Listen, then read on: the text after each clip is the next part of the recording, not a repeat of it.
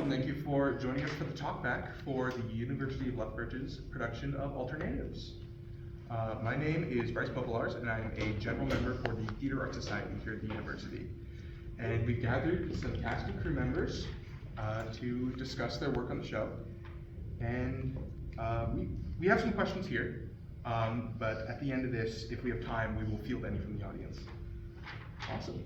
So yeah, we're just going to start by going down the line here, and then I'm just going to ask you for your name, your pronouns if you'd like, and the role you played on the show. I'm Jesse Tibert Bearchild, and I played Bobby Rabbit. My name is Madeline Winkleby, and I play Michelle Spencer. My name is Nico Hunt, and I play Angel Wallace. My name is Morgan Hill, and I'm the Swing. My name's Naima Youngpine, and I played Yvonne Stone. My name's Alexis Studeman, and I played Colleen Burke. My name is Jacob Hill. I played Dale Cartland. My name is Sarah Tiger. I was the assistant lighting designer. My name is Casey Hilliard. I was the assistant set designer. My name is Jack. I'm the stage manager. Awesome. Cool. So yeah, my first question that I have here is for Alexis. So Alexis, obviously, Colleen is a very layered character to the show, and she often does and says things that aren't agreeable. So I just wanted to kind of ask you how you found that kind of emotional authenticity within her, and how you navigated that as an actor. This was definitely like a new character. I've never really played someone as complicated as Colleen before.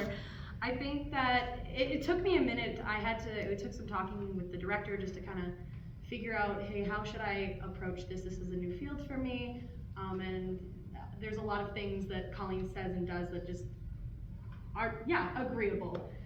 And it really took getting in her headspace on thinking about why she would think these things, why she thought it was okay, and like kind of putting myself there for a moment, just being like understanding of the fact that like she's a woman without culture, and maybe she found something so fascinating about Native like history and culture that drove her to it and just like really brought her into it. And once putting myself kind of in that headspace of like, she views this as just even possibly getting the word out there, possibly sharing that experience with other members of the Native community, she felt like she had a purpose and maybe she was helping out, which obviously was not the case, but I think just like kind of putting myself in that headspace of why she thought it was okay was the best way to approach this character. Amazing. Awesome. Cool. Morgan, what does it mean to be a swing? For those who don't know, this is the first time the University of Lethbridge has had a swing role in one of their ensembles. So I'm just curious what that process was like. Basically, my role as a swing is to be a big understudy. So I'm an understudy for Michelle, Colleen, Angel, and Yvonne, which means I have all of their lines and blocking memorized. So basically, I just was in the rehearsal process. I fill in for people if they're sick or if they can't make it, and yeah. Awesome. Amazing. Now Casey, I can't help but notice these lovely decorations we have in this room. What was the process for figuring those out, figuring out what Colleen's home will look like, Colleen and Angel's home? A lot of it was time spent down in prop storage, just digging through things, finding things that like looked right to us, right? We had the walls built, I want to say 3 weeks to a month ago, so we knew sort of generally what the space would look like. So we were just trying to match colors and trying to find things that really vibed together, right? Yeah. Awesome. Really cool. Now Jack, I'm curious as to how stage managing like an Indigenous-led show impacted your process, and kind of how did you navigate that? Majority of the shows that I have worked on have been Indigenous, or I've brought a lot of like my own Indigenous input into those spaces. It's in a lot of like westernized theater, there's very specific roles that you play, and there's very specific roles that the stage manager does. There's the kind of like you sit in the corner and you take notes and you don't really talk a lot. Whereas in a lot of indigenous spaces, it's about like breaking down those barriers and it's bringing everyone onto an equal. And so, well, I'm not filling in for the role of like taking over directing or things like that. There's a lot more space for me to like, I'm allowed to talk in rehearsal and things like that. We start off every rehearsal with a smudge, and so once Marshall left, I'm the one leading the smudge, leading the check-ins with everyone, and making sure that everyone is feeling right. So, now, Nico, you had a very unique challenge as an actor in this. For those that don't know, the character of Angel in alternatives is originally written as male, and while she's not presented that way, obviously, in the production, I'm curious how that kind of background for the character affected your portrayal. I think, like, going into the audition process, I wasn't really expecting to play Angel initially, but as I kind of read about her, I was like, there's so many levels that I could understand the character that to me the gender didn't really matter. Like, when you look at the show, I think for the most part, it works having Angel be a woman, besides like a couple jokes that just don't really land the same. But to me, Angel just, I get her, like the pain of, you know, being in a relationship and then questioning whether or not that person is with you because you're indigenous, or just kind of boiling your whole identity down to just that label. So I think that, you know, when it came down to it, gender didn't really seem to be as important to the role. Yeah, absolutely. Cool. Naima, there is a very noticeable transition throughout the play from Yvonne being a very sweet, kind of almost laid-back character to being much more sinister with her intentions towards Angel.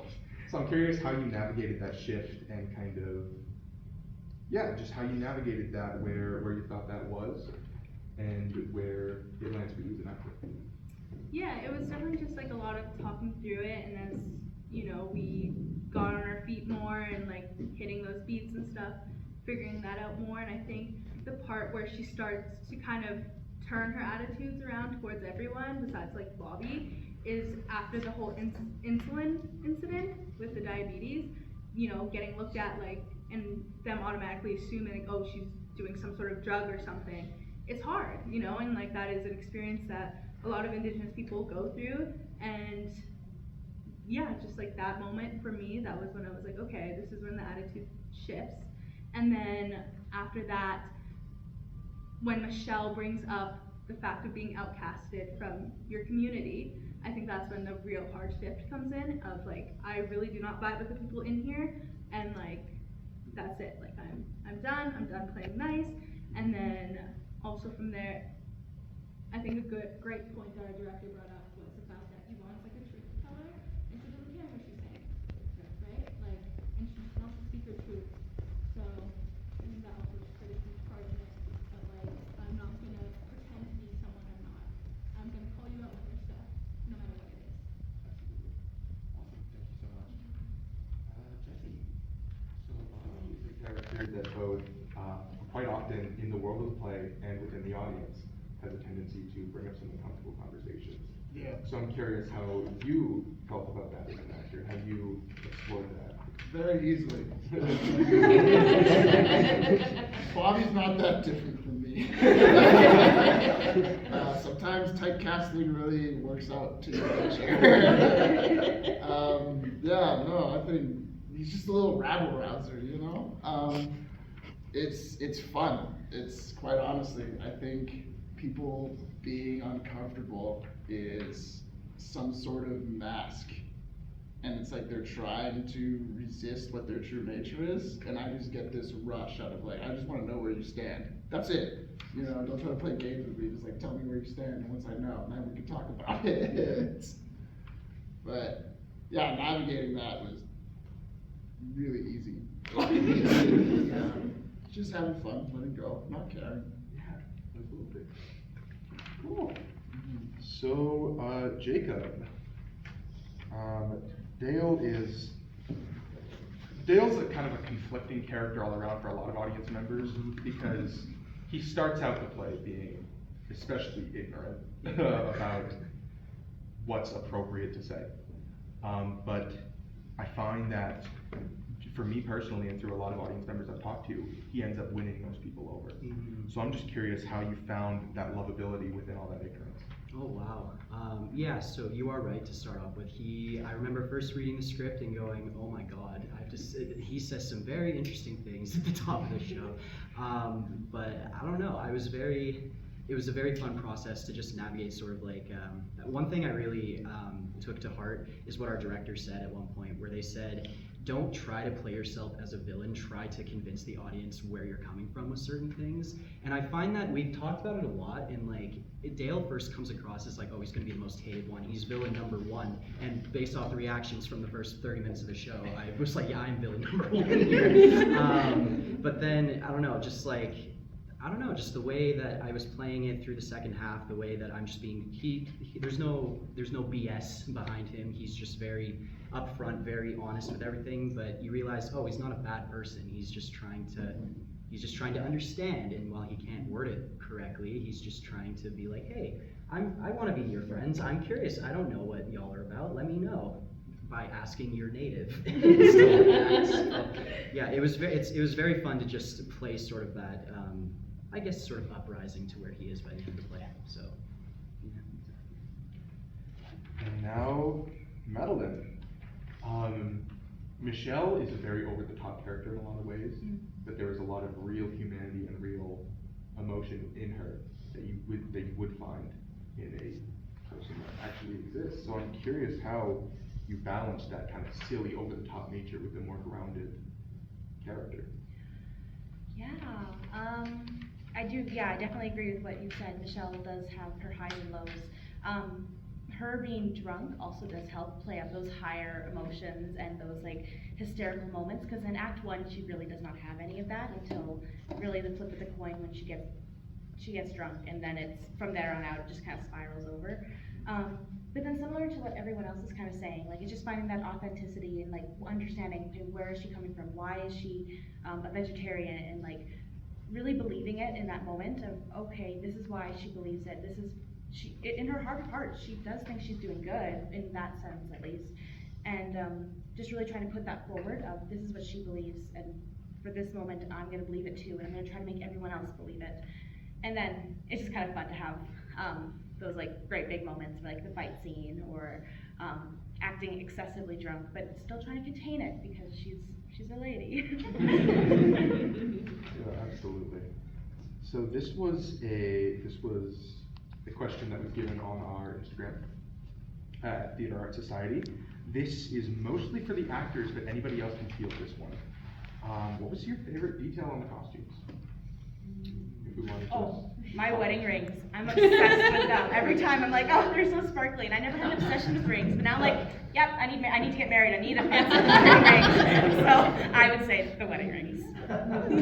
Nico's slippers are, what are they, penguins dressed as pandas? Yes. They're so cool. The patches. Yeah, Yeah. that's also mine. Patchwork. Yeah, it's fantastic patchwork. I like my gold chain. Like I want to snag Dripping. that. Dripping in ice. What can I say? I think for me it started out as my dangly earrings, and then quickly switched to when they were like, hey, do you want bangs? And I was like, yes, I do want bangs. They're so fun to play with, they help get in character quite a bit. I like my nicotine patch. It's one of my favorite parts. Just nope, I'm done. Awesome. And now, for the final question, we always like to do this in talkbacks. We're just going to go down the line, and I just like everybody to share their favorite part of the process as a whole, if you can pick one. Chaos. That's my favorite part. I really like getting to connect with the cast. Like, even, I think it was after our first show opening night, we all just hung out, and none of us really wanted to leave the green room, because we're all like, this is just so fun, and so I really enjoyed that, where it's just like, we're just hanging out, and I really like getting to connect and know all these people. For me, I think it's once we get into the actual space, I think that helps just kind of suspend me into the reality of the play, and I can really like get going. I was really nervous coming in. I'd never really heard of a swing before. Nobody I knew had been a swing. So, but my favorite part was just like everybody was so like accepting and everybody helped me learn what it was on the way. So it was good. I personally really liked one of our first rehearsals. We just kind of went through the script and picked out all of like the references we made, and I really liked that we did that because it just made everything so much easier and like understanding what we are actually saying on that stage, because there's a lot of big words that I was like, oh my god. Yeah. Callbacks. There was a point where we were all in the same room and you whacked him. And in that moment I was like, oh, this is gonna be so fun. And this is the group we get. It was just great because it was like, because your reaction was just so genuine, because you were so freaking out, like, I'm so sorry, and you were like, no, do it again. It was just really funny. I'm gonna steal Madeline's as well, like getting to know the cast and like really just building that relationship, because I was horrified coming into this, because unlike everybody else here, I'm not a drama major, I'm actually a physics major. So yeah, me coming in, I'm like, oh my god, I don't know anybody here, this is scary, but then I realized they're an amazing group of people and I have loved getting to know them. I've loved doing all of the fighting with my wife, all of just the all the like character building, especially at the end with Nico. It's an amazing process, so yeah, I loved it. For me, for the lighting side, honestly, my favorite part was probably when we added in the effect at the end that made all of the lights all blinky and stuff, because it completely changes the dynamic of when they're telling that story at the end. Before that, it was just kind of focused in on them, but it felt like you were more immersed in the story that that Angel was telling. So it was really cool. For me, it was sitting through the through last week of the tech rehearsals and the dress rehearsals, really seeing sort of the climax of the story of the show, of like everything coming together and then going into show week, right?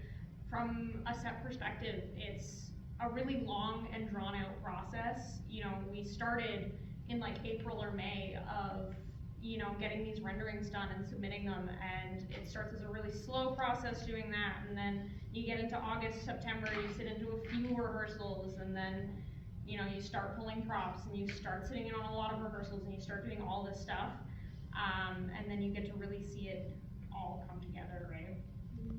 That's really exciting. Yeah. There's something so incredible about first Q2Q when it's like, there's so many times when it's like, oh, we'll figure it out in tech, and oh, we'll figure it out in tech, and finally I can be like, this is my time, and I put on the headset, and I'm like, whatever I need, I get. And it's the best. Awesome. Yeah, thank you guys for your incredible answers. I'm so glad to.